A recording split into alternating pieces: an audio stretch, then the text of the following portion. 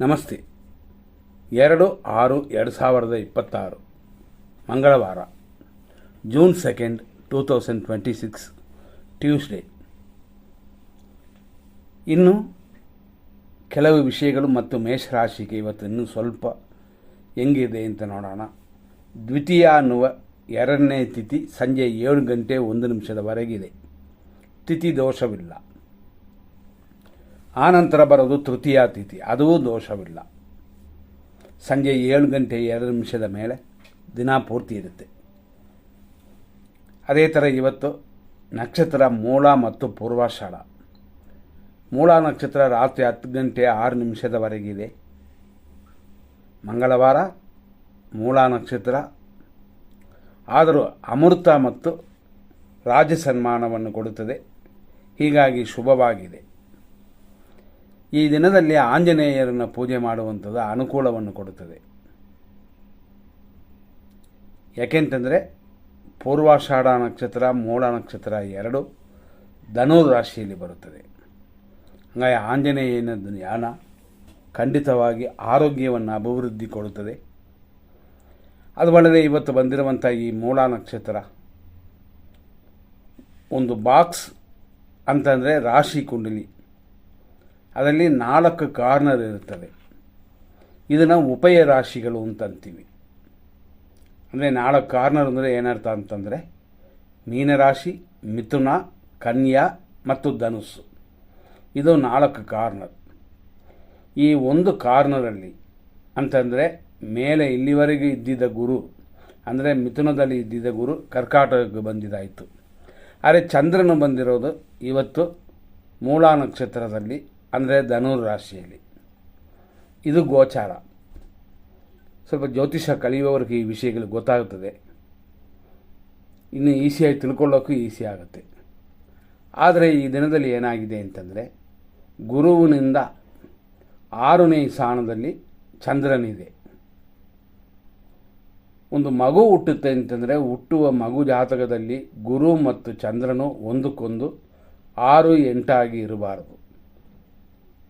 6 ಅಂದರೆ ಷಷ್ಠಿ, 8 ಅಂದರೆ ಅಷ್ಟಮ, 6 ಅಂದರೆ ಋಣ, ರೋಗ, ಶತ್ರು, 8 ಅಂತಂದರೆ ನಷ್ಟ ಮತ್ತು ಮರಣ.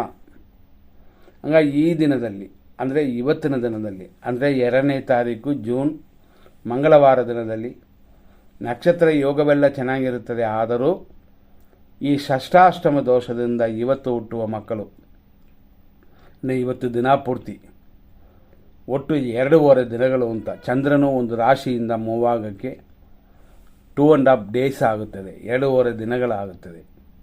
ಈ ರೀತಿ ಇರುವ ಕಾರಣದಿಂದ ಈ 2.5 ದಿನಗಳು, ಅಂದರೆ ಚಂದ್ರನು ಮಕರ ರಾಶಿ ಹೋಗುವವರೆಗೂ ಮಕ್ಕಳು ಹುಟ್ಟದೇ ಇರೋದು ಉತ್ತಮ. ಅದು ಬಿಸ್ನೆಸ್ ಲೈನಲ್ಲಿ ಇರುವವರಿಗೆ ಇನ್ನೂ ಎಚ್ಚರ. ಅಪ್ಪಿತಪ್ಪಿ ಗುರು ಚಂದ್ರನ ಈ ಯೋಗವು ಅವಯೋಗವಾಗಿರುತ್ತದೆ, ಅಂದರೆ ಶುಭ ಯೋಗವಲ್ಲ.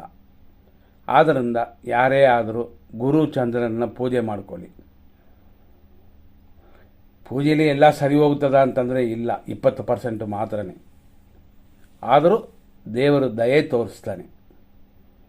ಆದ್ದರಿಂದಾಗಿ ಇದರಲ್ಲಿ ಹೆಚ್ಚಿನ ಗಮನ ಕೊಡಬೇಕಾಗ್ತದೆ. ಇವತ್ತು ನಕ್ಷತ್ರ ಯೋಗ ಪ್ರಕಾರ ಅಮೃತ ಮತ್ತು ರಾಜ ಸನ್ಮಾನ. ಇದು ನಾವು ಫಸ್ಟ್ ಹೇಳಿದಂತೆ 7 ಗಂಟೆ 1 ನಿಮಿಷ ಸಂಜೆಯವರೆಗೂ. ಆನಂತರನೇ ಶರೀರ ಪುಷ್ಟಿ, ಕಾರ್ಯಸಿದ್ಧಿ ಇದೆಲ್ಲನೂ ಇದೆ. ನಕ್ಷತ್ರ ದೋಷವಿಲ್ಲ. ಆದರೆ ಚಂದ್ರನು ಗುರುವಿಂದ 6ರಲ್ಲಿ ಕೂತಿರಬಾರದು. ಆದ್ದರಿಂದ ಇದು ದೋಷ ಹೆಚ್ಚಾಗಿರುತ್ತದೆ. ಇದನ್ನು ನೋಡಿಕೊಳ್ಳಿ.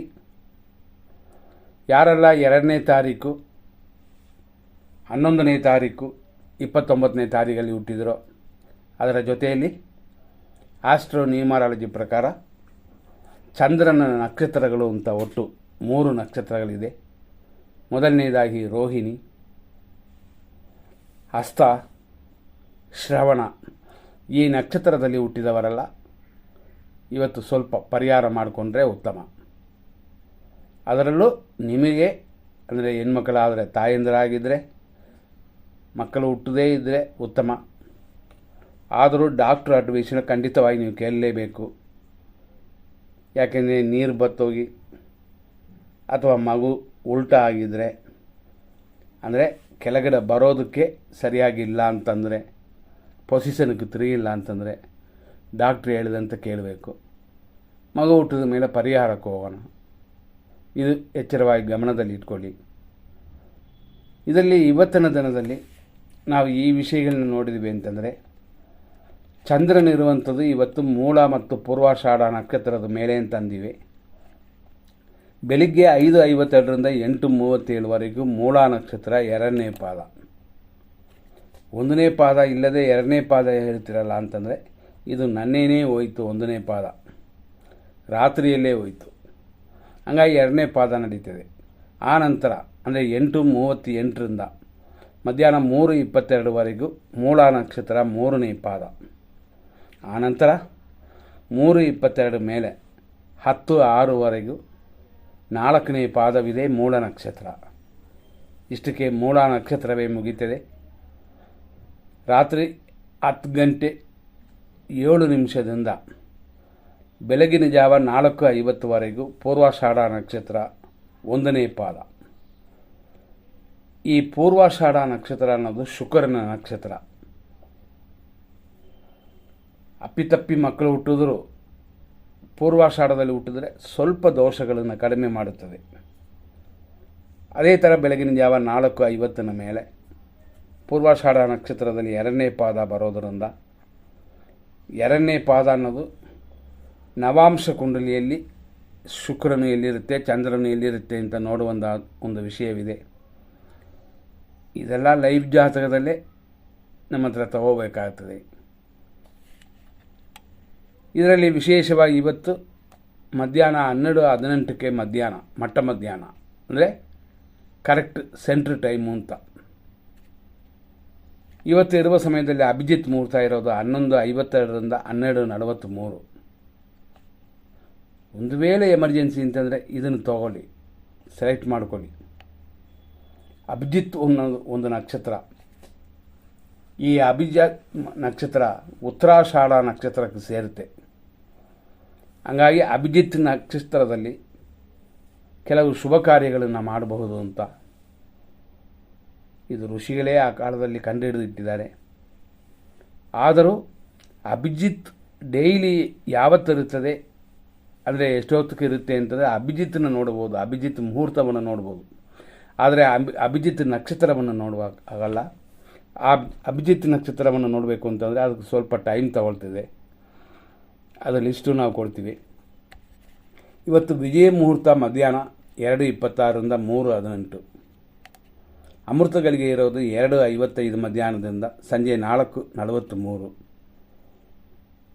ಆದರೆ ಇವತ್ತು ರಾಹುಕಾಲ ಮಧ್ಯಾಹ್ನ 3:30ರಿಂದ ಸಂಜೆ 5:07.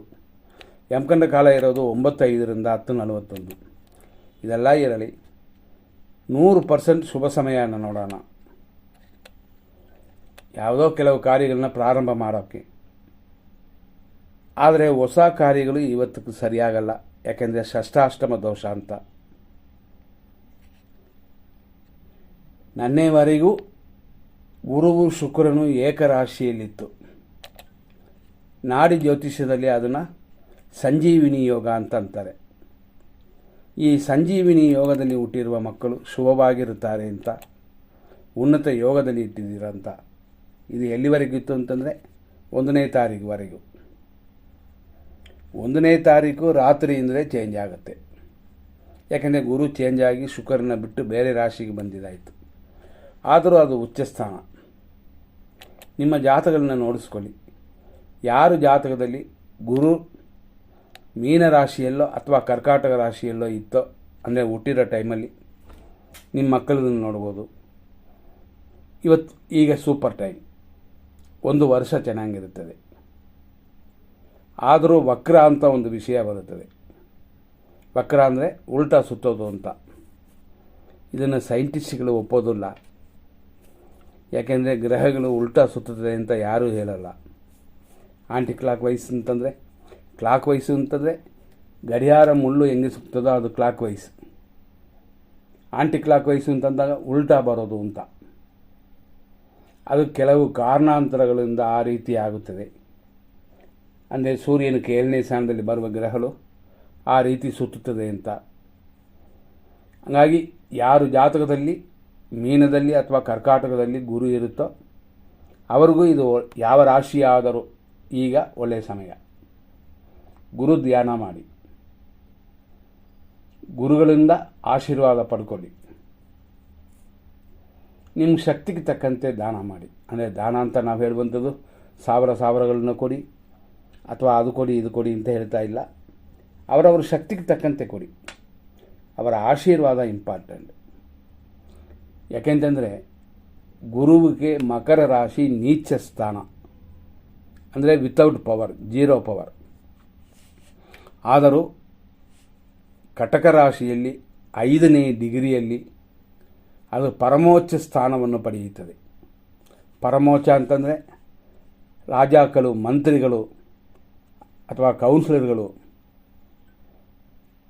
MSc ಮಾಡುವವರು, ವಾಗ್ಜೀವಿಗಳು ಇವರುಗಳೆಲ್ಲ ಹುಟ್ಟೋದು ಆ ಯೋಗದಲ್ಲಿ. ಆದರೆ ಈಗ 2 ದಿನಕ್ಕೆ ಆ ಯೋಗವಿಲ್ಲ. ಯಾಕೆಂದರೆ ಚಂದ್ರನು ಗುರುವಿಗೆ 6ನೇ ಸ್ಥಾನದಲ್ಲಿ ಕೂತಿರೋದ್ರಿಂದ. ಇದನ್ನು ಸ್ವಲ್ಪ ಗಮನಿಸಿ ಪರಿಹಾರ ಮಾಡಿಕೊಳ್ಳಿ. ನೀವು ದೇವಸ್ಥಾನದಲ್ಲೇ ಪರಿಹಾರ ಮಾಡ್ಬೋದು, ಗುರು ಶಾಂತಿ ಮಾಡ್ಬೋದು, ಪಂಚಾಮೃತ ಅಭಿಷೇಕವನ್ನು ಮಾಡ್ಬೋದು. ಇದೆಲ್ಲ ಅನುಕೂಲಕರವಾಗಿರುತ್ತದೆ. ಹಾಗಾಗಿ ಮುಂದಿನ ಸಂಚಿಕೆಯಲ್ಲಿ ನೋಡೋಣ. ಧನ್ಯವಾದಗಳು.